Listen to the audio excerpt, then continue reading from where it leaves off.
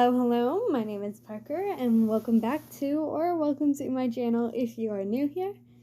If you haven't gotten the chance to watch any of the previous installments of this series, I do suggest you go do so now, as we are on day 11 of Echoes of the Past October, a month-long prompt event being run by none other than Typically Untypical.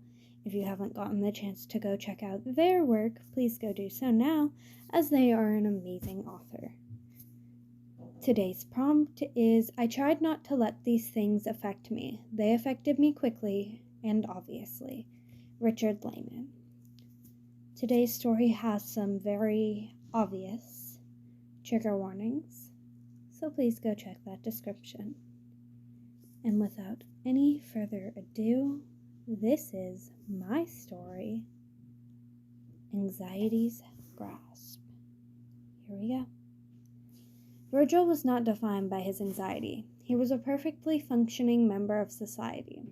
He would not be defined by his disorder just because it was sometimes debilitating. He was a well-known author. He had a functioning relationship with the smartest man he had ever met.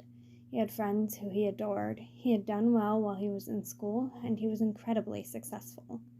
However, he was so used to people babying him because of his anxiety that when anyone even slightly tried to help him, he would immediately argue with them. Yet, he found that on days like that, when no matter what he did, the attacks still came, he was still not defined by his anxiety. Sure, anxiety was a bitch, but those days that he could barely breathe and which he felt as though he was dying did not define him. They made him a stronger person, but they weren't who he was as a person. He walked aimlessly through the park. Logan was who was always punctual, was late for their weekly tea. Anything could have happened to him, and Virgil wouldn't know anything about it. His breath was labored as he sharply inhaled, spinning on his heels. Tears pricked his eyes as he was shaking from head to toe. He felt as though his heart was going several beats too fast. He checked his watch again. A bad move on his part. Logan was over 15 minutes late. Virgil's breathing began to be harsher, faster, and more desperate. Anything could be going on, and if he didn't calm down, he'd have a terrible attack. He crumbled to the ground as his legs gave out and tears streamed down his face. His boyfriend, who was never late to anything. So where in the world was he? His ears rang as possibilities filtered through his mind, and his attack grew so bad that he could no longer see the world around him. He was only pulled out after what felt like an eternity by being yanked up and wrapped in long, strong arms.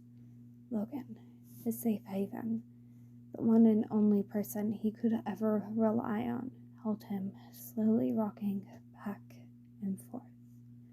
Slowly, Virgil wrapped his arms around Logan.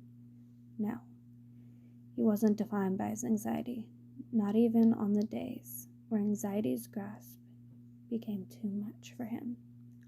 Not even then. I do hope you guys have enjoyed today's episode, and I will see you all tomorrow. Have an absolutely wonderful day.